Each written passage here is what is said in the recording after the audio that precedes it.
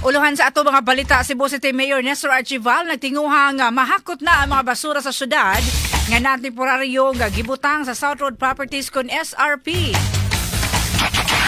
Samtang digital payments sa mga penalties ug taxes gilusad sa kagamahanan sa probinsya sa Sugbo. Dulan sa kamilyon ka pesos nga balor sa illegal nga drogas ang nasakmit sa PDEA 7 sa duha ka mga managlahi nga anti-illegal drug operation sa dakbayan sa Sugbo kagahapon nga may resulta sa pagkasikop sa upat ka mga tao.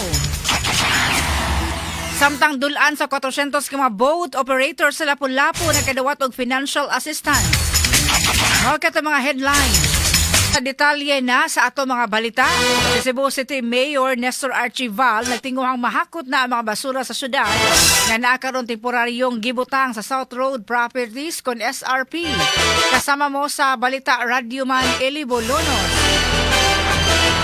DYHP RMN Report. Gitinguha ni Cebu City Mayor Nestor Archival nga mahakot na ang mga basura sa syudad nga naa temporaryong giutang sa South Road Properties kun SRP. Kini giingon sa mayor ngadto lang gihapon una ilabay sa landfill sa lungsod sa Aluginsan. Kani samtang gisiguro pa sa city government ang planong paglabay ug balik nini sa mga basura sa dakbayan diha sa Binaliw landfill. Kaya hinuon sa mayor nga mas gamay ra ang mga basura karon nga naa sa SRP itandi sa unang higayon nga kini gihimong transfer station. Gamay ra ba na li, di man na pareha sa una mga 120,000 kana karon makaabot na nag-18, gamay ra kay na siya. Si Mayor Nestor Archival siyang bahin ang labaw sa Department of Public Services kung DPS kasi Engineer John Paul Gilasque mangayo lang 15 adlaw sa mayor paghawan sa mga basura sa SRP. Kana sa sir, mo full force na sir, mangayo ko ni Mayor mga 15 days sir. 15 days, mahurot na diha. Yes sir. Si Engineer John Paul Gilasque ang subling paglabay sa mga basura sa syudad kadto sa landfill sa lungsod sa Aluginsan gipaabot yung masugdan sunod semana. Kasama mo sa Cebu City Hall. Kini ang inyong radyoman Eli Bolonos, DYHP Tatak RMN. Radyo mo nationwide. At oras sa 5:17 sa kahaponon samtama sa makarong hapon. Agig update sa mga balita agikan sa kauluhan. Formal na nga ni pasaka og kasong plunder o uban pang reklamo ang Office of the Ombudsman batok kang Senador Jingo Estrada ug sa lain pa mga individual kalabot sa flood control kickback scheme. Lakip sa mga ipasakan og kaso sila si kanhi DPWH Manuel Bunuan, Roberto Bernardo, Gerard Opolencia, Henry Alcantara, Bong Dinglasa, Denril Fortuna, Manny Bulusan, Arturo Gonzalez Jr., ingon man sila si Jane o John Doe. Kasong plunder, graft, indirect bribery o corruption of public officials ang gipasaka batok sa nasigutan mga akusado. Ipanguluhan ni Assistant Ombudsman Nico Clavano ang papasakag kaso ngadto sa nasigutan mga individual. Samtaon ang usab ka individual ipasakan og kaso obstruction of justice sunod sa pagtago-tago ni Senador Bato de la Rosa. Ikumpirmar sa CIDG nga moabot sa unom ka individual ang ilang girekomendar nga pasagkag kasong obstruction of justice sa Department of Justice kon DOJ sunod sa pagtabang sa giingong pagsibat o pagtago-tago ni Senador Ronald Bato de la Rosa kinsa dunay warrant of arrest gikan sa ICC. Ato ni CIDG Director Police Major General Roberto Morocco II nga apil sa unom si Senador Ruben Padilla kinsa mo itag-iya sa sakyanan nga giingong nagsilbi isip backup car o napaybabayan nga security officer ni Padilla. Samtang nasaron usab nga ang tag-iya sa naasing backup car na usa ka pick-up nga sakyanan mao usab ang anak sa uyuan ni Senador Padilla.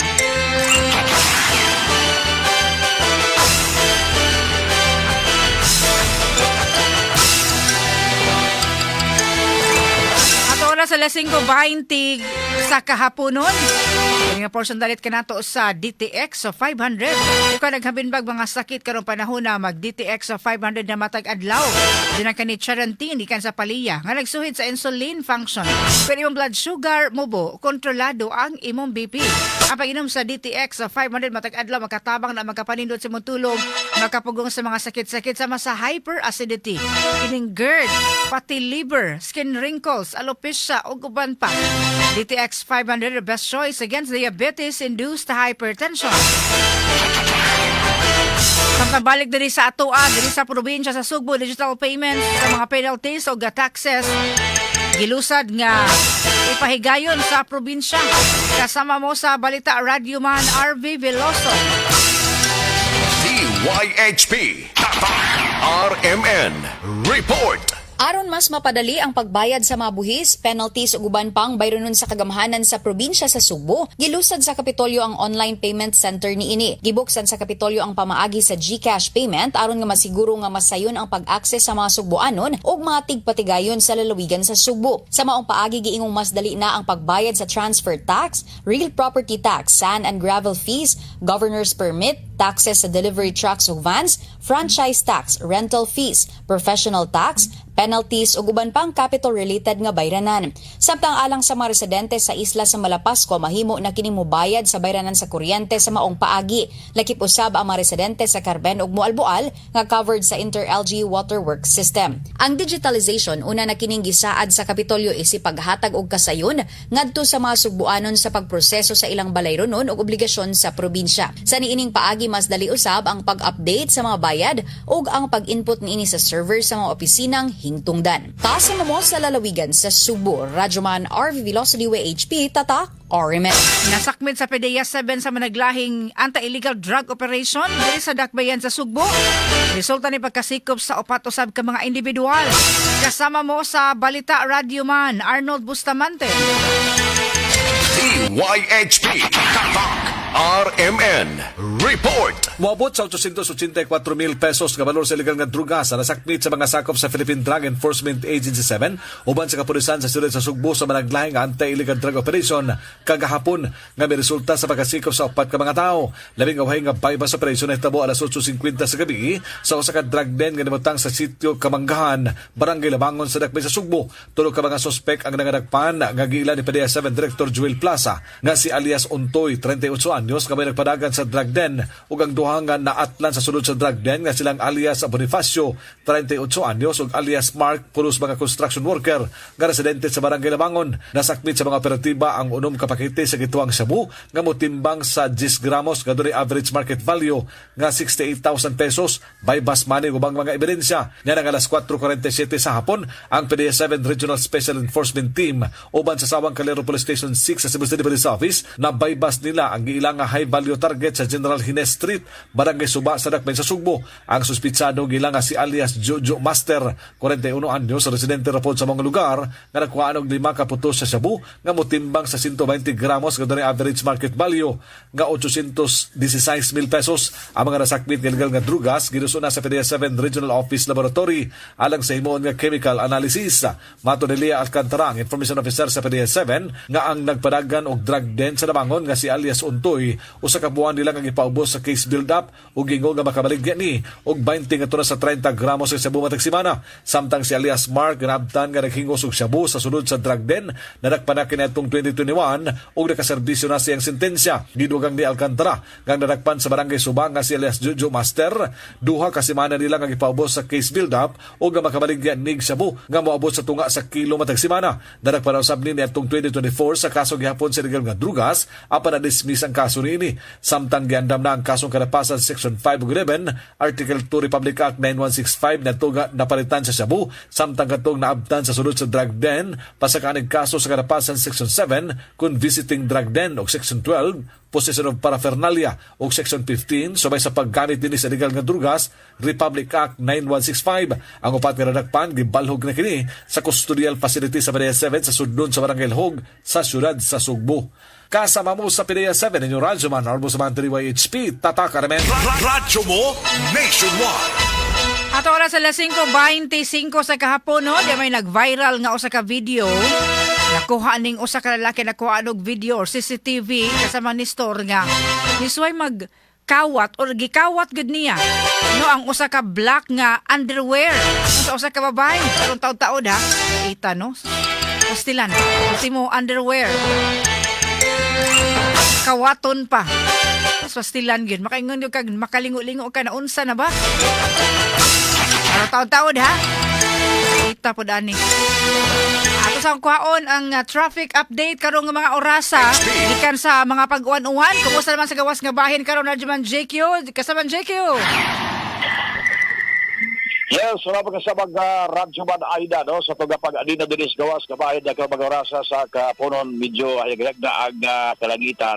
So kuha na balas sa tres nga nagduan-uwan dinis nakbay subong Metro Siberia gani kinag mga alas alauna, no? Dito sa Mandawi ko susugat ang wanag yun kay naka sinati man taga kanina atong padong diri sa atong gasibian dito sa may Mandawi habig kung kulapo wala man magwan ka kanina but karon medyo hayag na, no? Ang norte nga bahin ang south nga bahin diri sa may kasadpan sa middle area, no? Middle mid-north area hayagag na sa Karbaga Orasa. Samtang sa natal sa trapiko, inig kapor sa Adlaw ga Huwebes ng nahon dahil sa may uptown area, gikan diri sa may Pente Rotonda, balong diri sa may Cebu Provincial Capital, mudrita ang laga sa mga sekanan, samtang ang diri habig sa may gikan sa may Osmia Boulevard, balong diri sa may Escario, mudrito heavy traffic karon, slow moving ang mga sekanan, balong diri sa may Esquina F. Ramos, extension og diri sa may Juana Osmeña, o balong diri sa may Esquina Gordo Avenue, o magyan ni ang Kaputaw ug kining mga daan sa habig sa may Kaputaw palugri sa may Dakong Hospital dali sa may Gordo Avenue side. Samtang ang Escario Extension slow moving sa mamasakang kita sa Esquina Gordo palugri sa may Ubos Kabahin sa flyover doon sa may Pag-ibig o ang tilad kabahin sa flyover doon sa may BIR nagkasinata sa may Kahod Silaga sa mga sekanan palugri sa may Governor Cuenco ang Banilad Talamban Road palugri sa may Foodland. Samtang ang Dila Montanya ang Pope John Paul II ikat sa may simbahan palugri sa IT Park slow moving sa mamasakang Karbaga Orasa. Ang North Reclamation Area gikan sa may Osmeña Mudrita batigabot diri sa may dool sa Dakong Mall ug mga hospital diri sa may Reclamation Area padong diri sa may Mandawi City Police Office ug sa District Hospital Mandawi nagkasinati sa Milcon Silaga sa mga sekanan padong diri sa may Juan Plardel ug diri sa may padong sa Paknaan ug Bag-ong Dan sa Tayud na Konsolasyon. Samtang ang South Kabahin ang Inbacal sa Karmaurasa mo digid ang tungod ka busy sa madaan gikan diri sa may South Bus Terminal padugri sa may flyover mambaling sa Tilad Gabahin nakasinat sa Mikaw Silaga sa Masakanan padugri sa may SM Seaside ang Inbacalso Basak Pardo Highway modrita hinong Karmaurasa padugri sa may Bulacau Cebu City. Ang SRP uray ka ang kabalakan bulsa gikan sa Talisay gikan sa may subtunnel sa may Plaza de Evidencia mudrita ang laga sa mga sekanan karong Orasa sa kahaponon. Ang downtown area Colon, Panganiban, ang Legazpi, Salim, waray ang ikabalakan mudrita ang laga sa mga sekanan karong Orasa sa kahaponon. May pila ka sitwasyon karon no sa kadanan ining kapunon sa Adlaw ga Huwebes. Gikan diri sa gawas lang sa traffic update kadyo Radyo Man Joseph Foscano DYSP Tatak Radyo mo nationwide. Mga salamat Radio Man Joseph Fosquejano sa report. DYHP una sa lahat. Traffic update. At oras alas 5:30 sa kahaponon samtang ato ning tabukan kining insidente o dito man dainin mahitabo sa may crossing sa Castillon, Barangay Lawaan sa Rojas City. Di sa Lawaan Talisay. Sa Barangay Lawaan Rojas City, Castilan. Black nga underwear gikawat. Meaning usa ka lalaki natong ipakita sa diribi o di ara no kwarto day ni sa usa ka babay. No nga yan jealousy naka-open naman sad o di ra gihinay-hinay og abli ang glass nga window niya napagyoy jealousy o di ara lang sa mga nakatan-aw sa ato ang Facebook page karon sa DYHP di ara mura sa naghinul-hinul aning plastic mura iyang sang gipilian ba o yang gitan-aw ni kaning primero black nga mura man to siya bisti pero panty di underwear di ito sorry underwear di ito pastilan. Primero, wa pa din sa dayon nila kahuman niya makuha ba. Sa dihang giablihan niya ang katong glass nga window nga iyahang palusot ay iyahang kamot no sa jealousy nga ablira. Dayon iyahang kuot ning usa ka transparent nga plastic. Na dito na iyang nahinol kining usa ka underwear, black nga underwear unya iya pang gihinol-hinol una. So pag niya gibira sa hingpit, unya sa pagkabira na sa hingpit, iyap unang gitan-aw. Pa rin sa mulakaw. O pag man niya bira, iyang gitan-aw, iya sa gisarag balik ang glass nga window pastilan. Wala kay amount ato kasama ni store kuno galing iyang gibaligya o unsa ba kay purpose nato iyang pagkuha pastilan. Kung gibaligya man galing o baka usa man to iyang gisulob o iyang gihatag pastilan. Ito rin sa Barangay Lawaan sa Rojas City. Na kuan lang po ni na viral sa social media. Okay, bisigar ba ka to o baka man sa statement gikan sa nakawatan iya ba tong gukdon ipablatter ang maong kawatan pero stila ng mga panahon na no iti mo underwear o personal nga mga belonging kuhaon naman bastilan.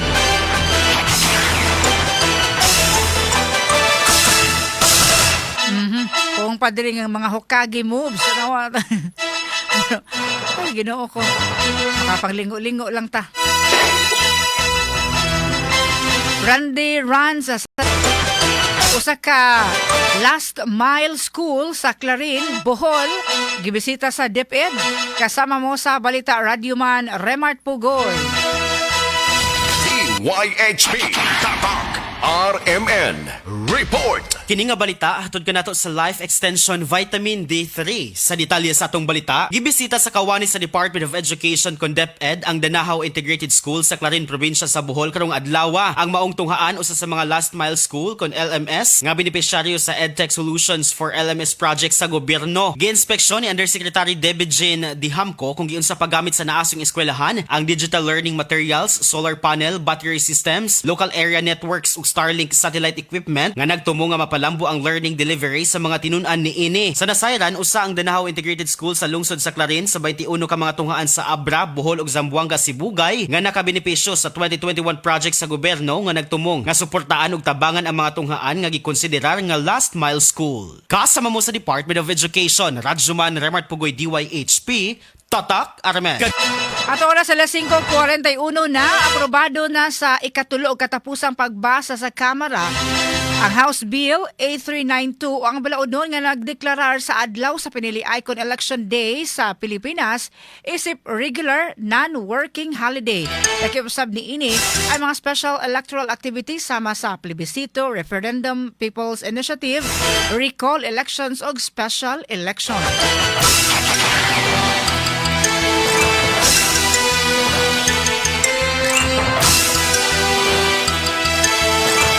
Samtang sa dugang pang balita mga kasama, labi na kato mga nakasinati o gano'n ay mga power outages gumikan sa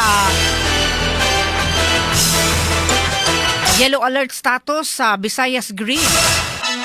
Karong adlaw mga kasama, ipaubos sa yellow alert status ang Visayas Grid sugod alas 3 karong hapon hangtod sa alas 10 karong gabi.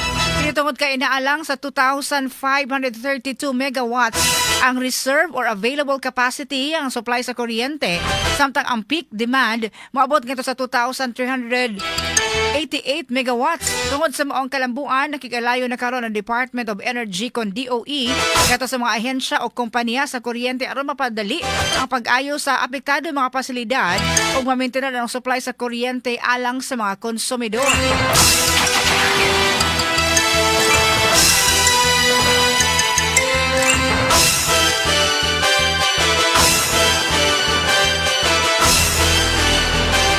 Mga mga-asama nga sipon kung padugayon gali nato mudagan ang sipon virus sa atong kalawasan. Muhoy na ang resistensya og pwede ta makatakod sa uban. Mga importante nga sa sinugdanan pa lang sa sipon tambalan dayon kini og Newzip Z Plus Forte. Ako personally nasuway na nako niha ang Newzip Z Plus Forte. Mag Newzip Z Plus Forte na with zinc versus previous formulation gipalig-o ng immunity para tabang mas bilis galing sa sipon symptoms by 2 to 3 days with proper diet and exercise. Para sa paspas nga pag-ayo, himo ang pag-inom every 6 hours. Phenylephrine HCl chlorpheniramine maleate, paracetamol and zinc, ang generic name ng Newzip Z Plus Forte. If symptoms persist, consult your doctor.